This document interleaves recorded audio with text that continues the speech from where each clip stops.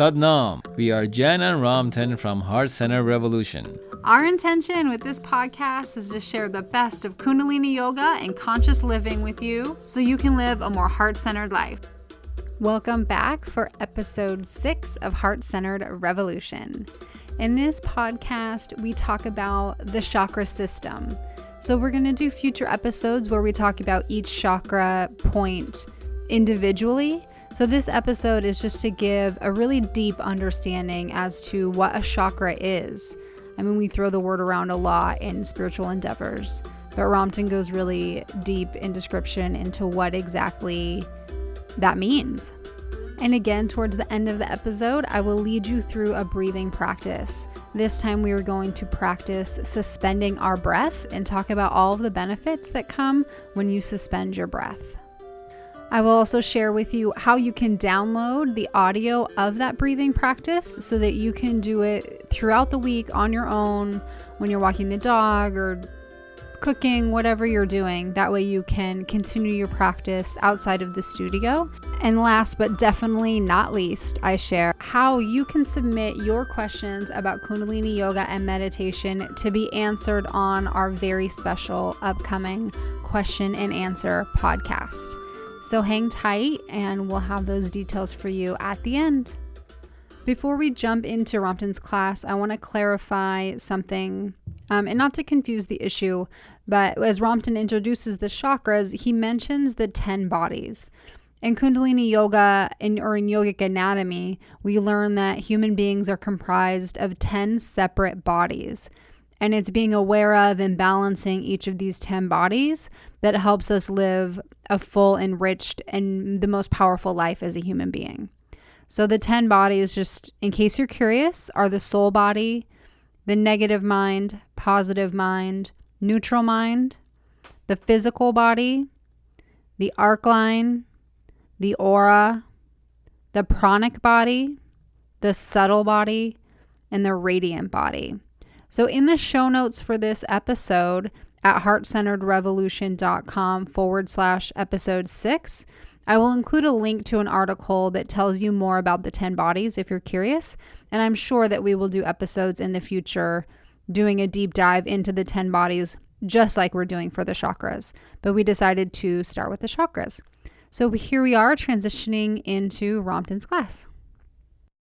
Yogi Bhajan, who introduced Kundalini Yoga to the Western world back in 68 or 69, introduced the 10 bodies. The soul body, the first body. So there's the concept of chakras in the Eastern philosophy that most of us are familiar with. And chakras go hand in hand with the 10 bodies. And chakras are what? Who knows what chakras are? Energy sources. Okay. So the word chakra means wheel, circle. So the chakra points are the areas of energy vortex, movement, right? Within our body that associate with different organs within our body. Different emotions are connected to it. And when we become aware of them and learn about them and utilize them, meaning that, opening the channels, it's like channels in our body, we really receive that, receive that full benefit of the energy source that's always running through us. Become more aware of it. So that's what we're going to do in the series of classes that are ahead of us. We're going to work on chakras. Today I want to go briefly, and we'll expand on this further, more on chakras, in overall what chakras are. So when we say chakras, the word chakra means wheel. What comes to mind when you think of wheel? Spinning. Movement. And that's how we could visualize, right there, visualize the chakras. There's 7 chakras as we major. There's like 100 plus chakra points, but there's 7 major chakras in our that are associated with the endocrine system. And then there's the 8th chakra, which is part of aura, or energy field. Okay? So wheel is movement. It's about movement, about energy flow. So those chakra points are energy vortexes that we utilize, we focus on to move energy. And as we move energy, we're able to feed and energize the organs that are associated, the body parts are associated with that part, that energy vortex. And as I mentioned earlier, every cell of your body has its own consciousness, right? So the complexity of human, brain and our physicality, our bodies is just multi-levels. I wanted to actually share a visualization or an image of the chakras that I've recently learned and found really powerful, and I just resonated with. And that is that our chakras are like eddies in the water. So the energetic system that runs through our body is like a river, and it has a direction and it has a flow, but there are certain points in that energetic flow or in our bodies where, due to both the physical and the energetic pressures, it can create this circular motion or a vortex where the energy gets focused and heightened. And I've also heard, but I haven't been able to verify, so if I'm incorrect, forgive me, but I've heard that in the eddies and rivers, that's where there's more nature. That's where the fish live. That's where they lay their eggs. That's where kind of life happens, in these pockets of energetic flow that, because of the physical geography, but also the forces at work, there is a vortex of energy. I personally just found that imagery incredibly helpful in understanding and really resonating with what the chakras were, especially as I do guided visualizations for each chakra.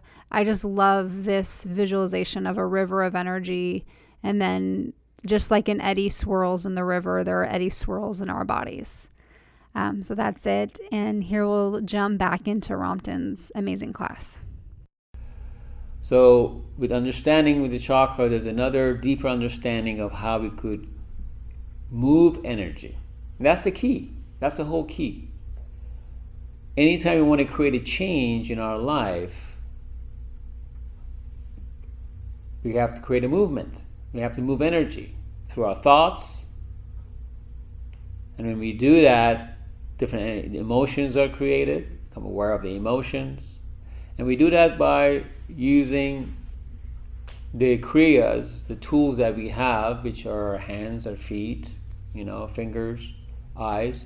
Those are the tools that we have to use this very ancient system of Kundalini Yoga to heal our body, to manifest what we want. When you're healing, you're manifesting a new consciousness, a new renewed energy in your body to get rid of what you don't want. So the chakra systems are about creation and elimination. The lower triangle, start from bottom up. The first, second, and third chakras are part of the lower triangle. And everything in our body is kind of in the triangle. The trigonometry is important. It's associated with different organs. And the symbol is a star, the 2 triangles, that's like the chakra system. And those 3 first triangle chakras that have to do with elimination, letting go. In order for us to cleanse and clear and let go and start anew, we have to let go. We have to eliminate for a new to come in. So it says here that chakras exist as dynamic energies. And that's important for us to realize. What does dynamic mean? Always working, always moving, right? Or changing. So when you saw someone who's dynamic, they show a lot of energy. And again, meditate on this. What does energy mean to you? Make that clear for yourself. Energy. Okay? How you could utilize. What can you add to it? Be creative. Color. We'll talk about colors of the chakra. Colors that you could add to it. Shapes. And you could label it for yourself. Label, those, whatever it is that you in your imagination. Imagination is the most profound tool, a part of who we are, an aspect of who we are as human beings to create. And we underutilize it tremendously. You have to become comfortable with that. You have to make it real for ourselves. Imagination is the mind, the subtle energy form that you could put into manifestation with the tools that we have, right? What tools do you have to put your imagination into manifestation? Your fingers are tools for your imaginations to come to manifestation. First you write it, first you think it. That's energy. Right. That's energy source. And then you type what's in your imagination. You describe what was your imagination. But unless you had a finger, you couldn't really communicate it to me. What tools do you have? Your mouth, your tongue, right? Yeah. And how do you share that is through your description and creating a visualization. How am I receiving that? By seeing it. By hearing it. That's music is all about. Be sharing that energy that comes from the source. And that's what's happening here in a Kundalini class.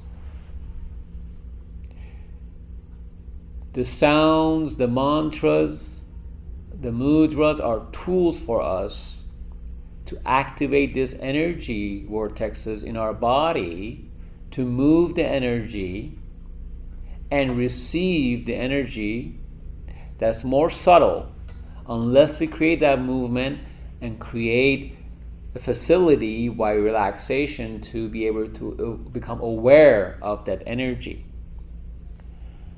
And the more you utilize this technology in a more comprehensive way, the more you're able to use your imagination to manifest things. Because those channels are now open. So that's why learning about chakras are important for your own, utilization and manifestation.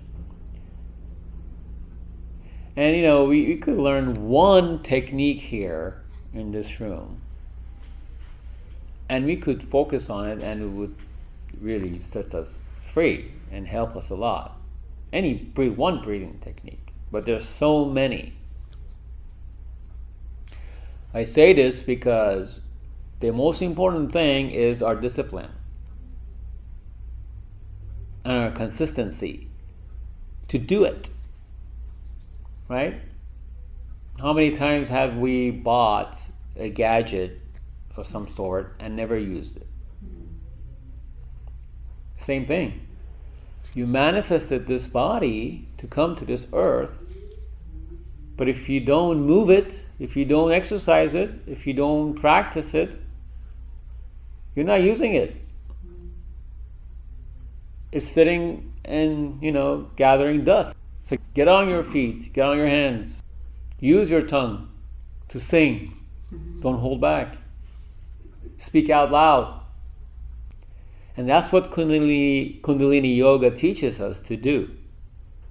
By utilizing simple moves, natural ways of healing ourselves.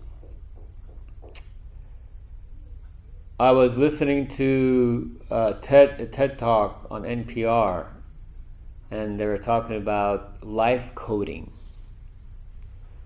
It's like genes, and it gets complicated, and writing DNA and all that stuff. Which, I guess there's always arguments on both sides, the good or bad, the pros and the cons, what it could do, the advantages humans could take from this technology to recreate things. You could totally rewrite someone's DNA and genes and all that stuff.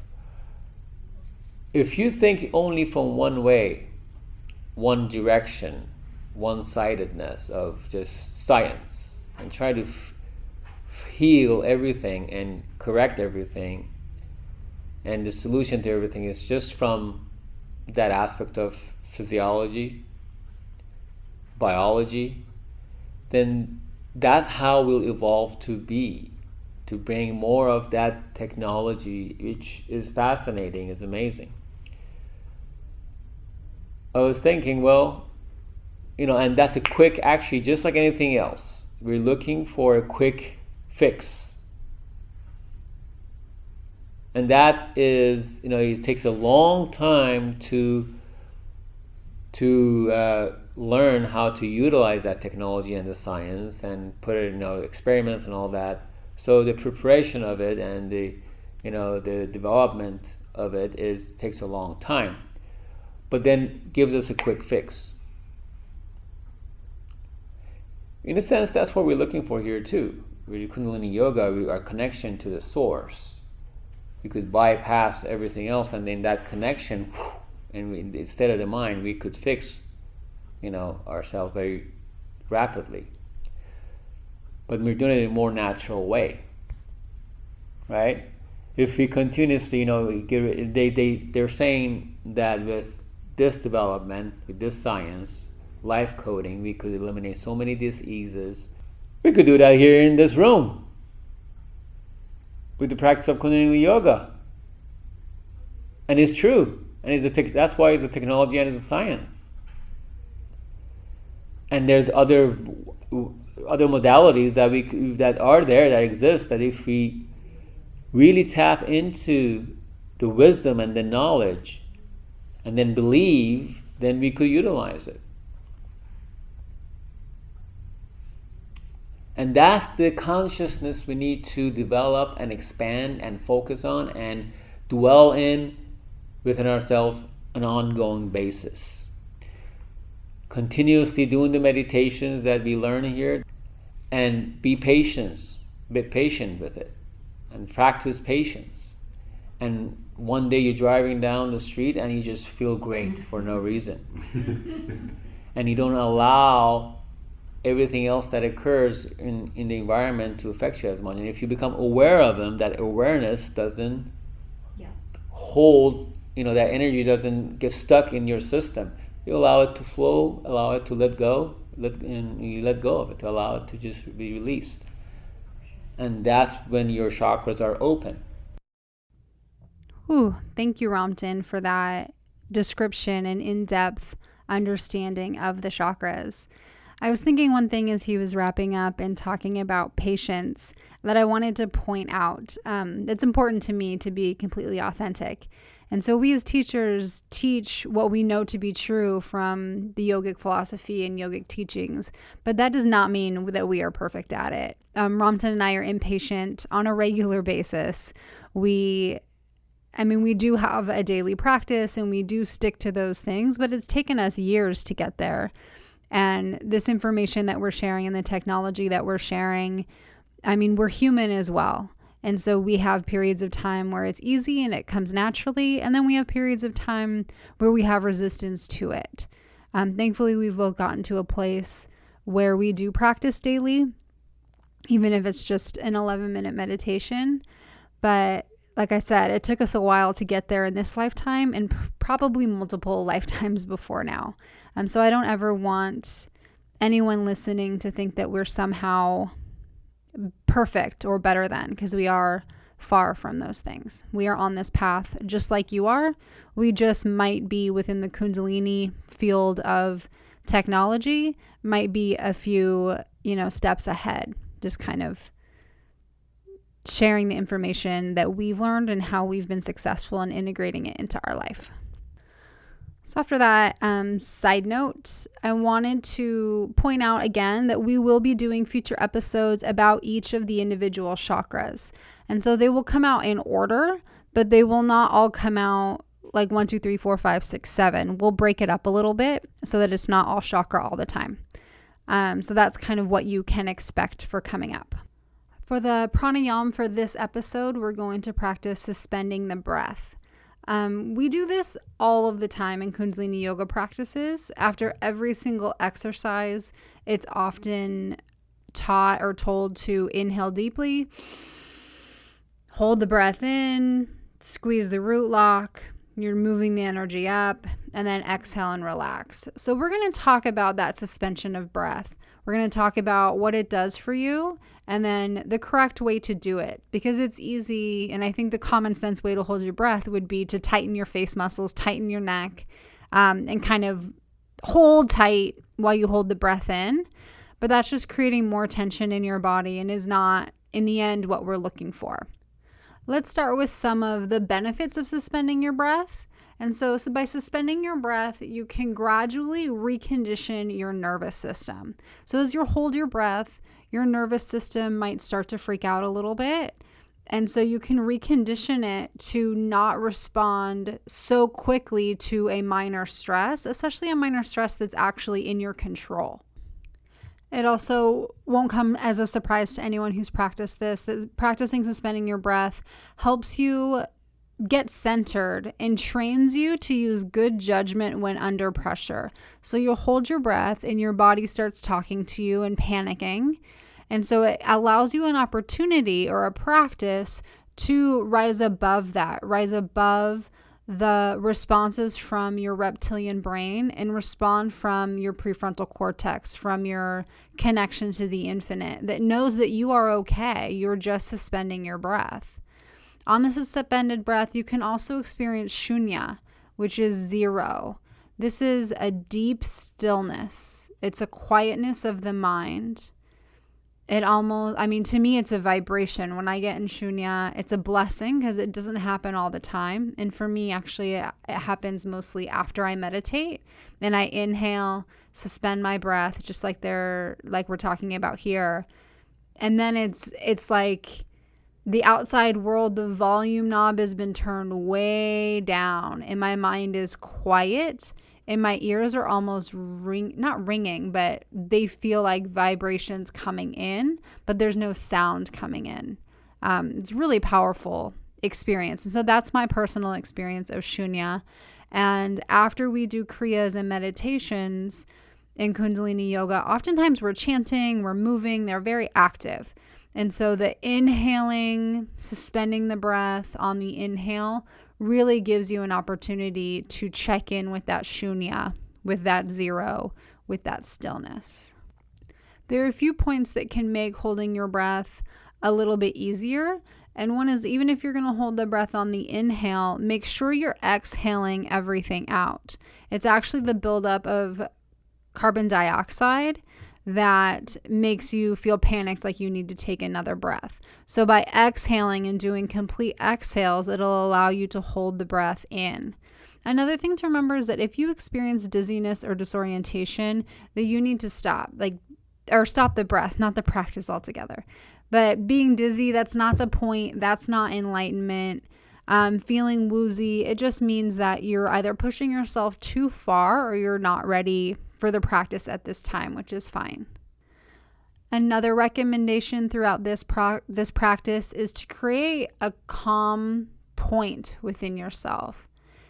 Get in that attunement with your highest self, with that part of you that is the observer, and observe the responses of your body and your mind.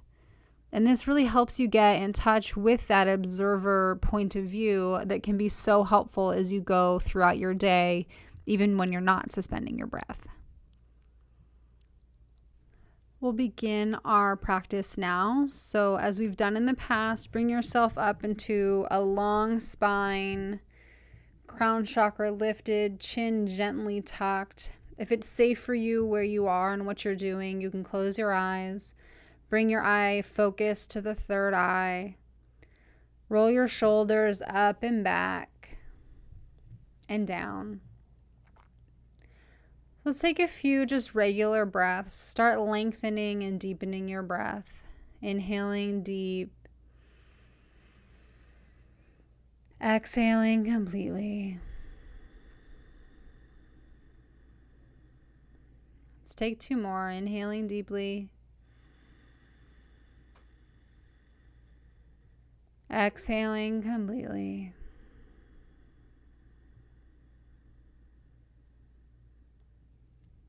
Inhaling deeply. Exhaling completely. Beautiful. Take another deep inhale, and at the top of the inhale, suspend your breath. Bring your attention to the clavicle and your upper ribs. Lift your ribs slightly. Relax your shoulders, relax your throat, relax your face. Pull your chin in just a little bit. Be still and calm. If you feel the urge to exhale, it sounds counterproductive, but inhale a little bit of air instead. As I said, if you're dizzy, just continue with your normal breath. Let go of the suspension. Let's exhale. Exhale gently. Let's inhale and suspend again. Inhale deeply. Suspend the breath.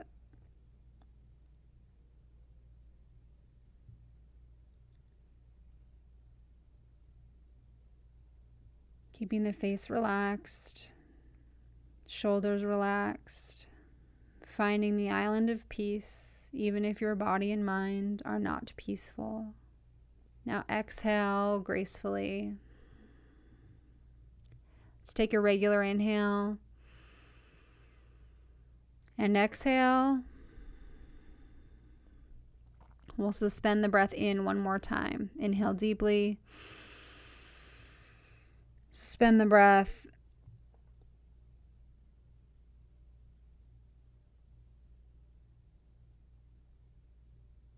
Heart lifted, shoulders relaxed, face relaxed, mind calm.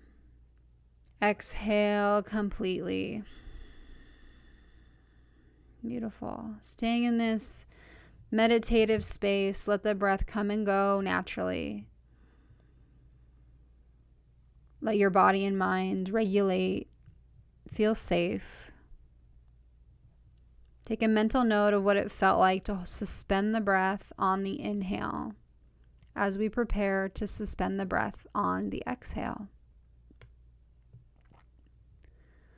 Let's recheck our posture. Hearts up and lifted, shoulders rolled up and back, eyes closed at the third eye. Hands can be in Gyan Mudra. That's pointer finger to thumb tip connected on your knees. Let's inhale deeply. Exhale completely. Inhale deeply. Exhale completely. And suspend the breath out. Pull the navel back towards the spine, letting out a little puff of air if there's any left. Lift the chest. We don't want to compress the diaphragm. As we did before, relax the shoulders, relax the face. You don't want to contort your body to force the exhale out. Just have it be a natural exhale. Become still and calm. If you feel the need to inhale, just exhale a teeny bit more. Then inhale gently.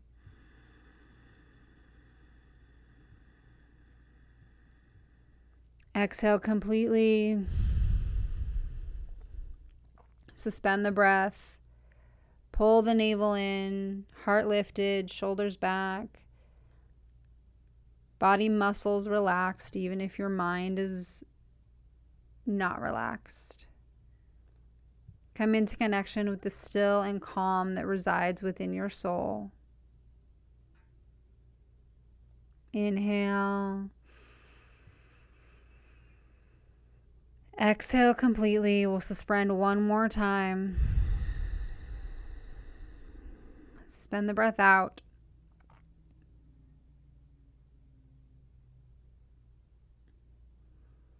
Be still and calm.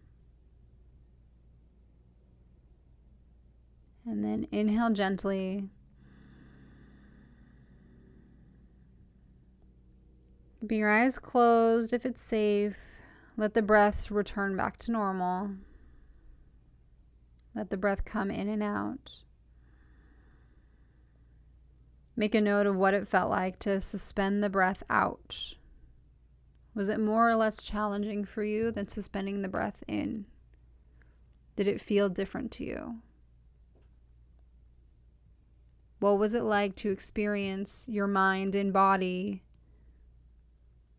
panicking, but you, who you are, the truth, the Satnam of who you are, to be calm in the center of that storm? And can you bring that practice into the world with you? Into difficult conversations, into difficult meetings, when you're reading emotional news on Facebook or on Google News? Can you be that calm center in the midst of the storm and the panic?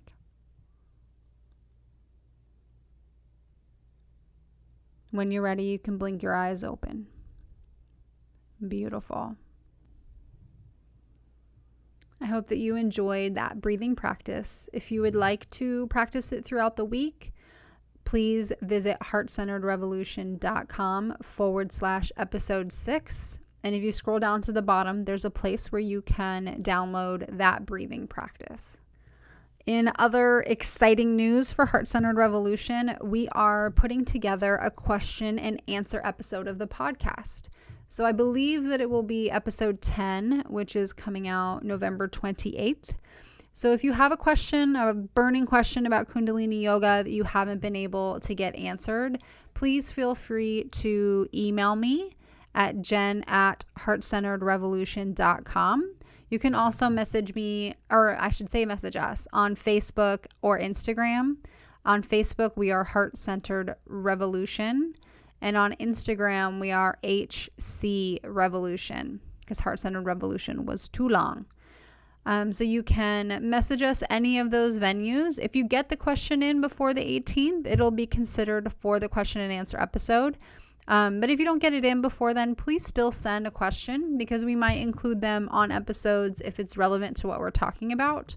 Or we can collect them and do another Q&A episode if it's something that there seems to be a lot of demand for.